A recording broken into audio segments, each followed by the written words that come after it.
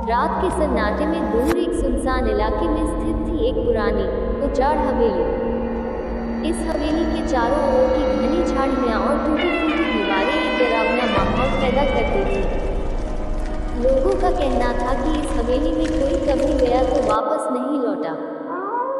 यहाँ तक कि गांव वालों ने भी इस हवेली को भूतिया हवेली का नाम दे दिया था।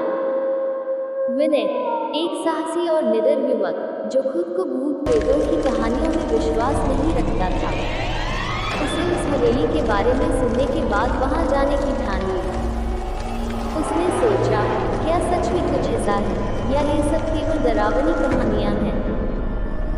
विनय को हमेशा रहस्यमयी जगहों की ओर आकर्षण था और अब उसके सामने इस हवेली का रहस्य था जिसे सुलझाना उसने अपना लक्ष्य बना लिया। रात के करीब 11 बज रहे थे। विनय ने एक टॉर्च और कैमरा लेकर हवेली की ओर कदम बढ़ा दिए। गांव के लोग उसे रोकने की कोशिश करते रहे, पर वो किसी की बात नहीं सुनता। हवेली के करीब पहुंचते ही उसे हवा में अजीब सी गंध महसूस होने लगी। जैसे ही उसने हवेली के बड़े लोहे के दरवाजे को धक्का दिया, दरवाजा धीरे धीरे खुल गया और एक भयानक आवाज उसके कानों में गूंज उठी। विनय ने थोड़ी देर रुका, लेकिन फिर उसने हिम्मत जुटाई और अंदर कदम रखा। हवेली का माहौल बहुत डरावना था। अंदर हर तरफ अंधेरा था, दीवारों पर जाले लगे हुए थे और खिड़कियों से चंद्रमा की रोशनी सीधा अंदर आ रही थी। विनय के दिल की धड़कनें बढ़ने लगी, लेकिन उसने खुद को संभाला।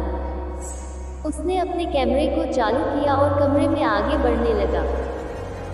जैसे ही विनय एक कमरे में दाखिल हुआ, उसने देखा कि दीवारों पर अजीबोगरीब चित्र बने हुए हैं और कमरा भूतिया खामोशी में डूबा हुआ था। वो चित्र जैसे उसे घूर रहे थे।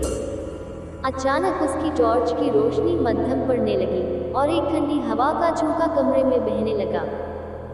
विनय ने महसूस किया कि कमरे का तापमान अचानक से गिर गया है। उसने सोचा, क्या ये सिर्फ मेरी कल्पना है या सच में यहाँ कुछ है। वो एक और कमरे की तरफ बढ़ा। उस कमरे में उसे एक पुराना झूला पड़ा हुआ दिखाई दिया, जो बिना किसी हवा के हिल रहा था। ये नज़ारा देखकर विनय को पहली बार एक सिहरन महसूस हुई। उसने महसूस किया जैसे कोई उसकी नज़रों के सामने अदृश्य रूप में खड़ा है। वो तुरंत पीछे मुड़ा और कमरे से बाहर निकलने का प्रयास किया, लेकिन तभी दरवाजा खुद ब खुद बंद हो गया। विनय ने दरवाजे को खोलने की कोशिश की, पर वो हिल भी नहीं रहा था। उसका दिल जोर जोर से धड़कने लगा।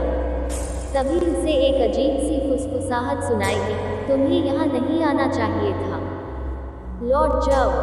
विनय को पहली बार डर का एहसास हुआ। उसने चारों ओर देखा, लेकिन उसे कोई दिखाई नहीं दिया। उसका दिल कह रहा था कि यहाँ से निकल जाना चाहिए, लेकिन उसका साहस उसे और आगे बढ़ने के लिए प्रेरित कर रहा था।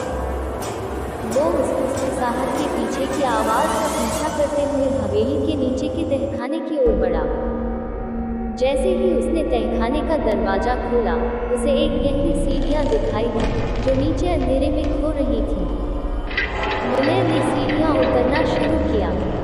हर कदम के साथ उसकी घबराहट बढ़ती जा रही थी।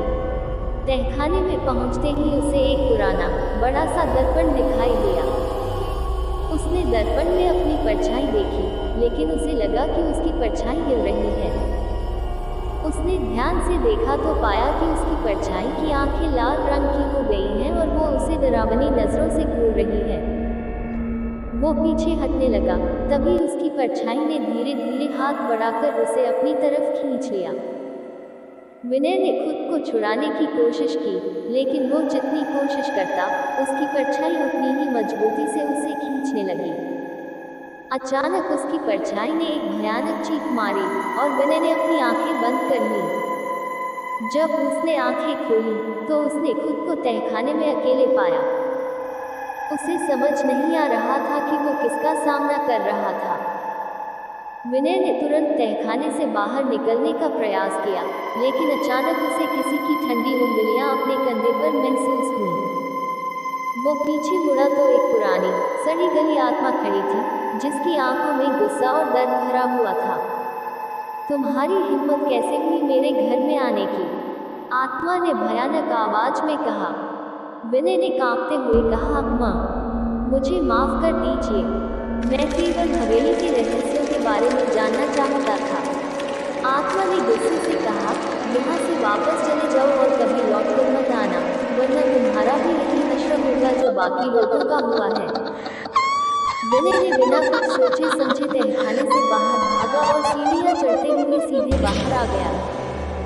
जैसे ही वो हवेली के दरवाजे से बाहर निकला, हवेली का दरवाजा खुद ही बंद हो गया।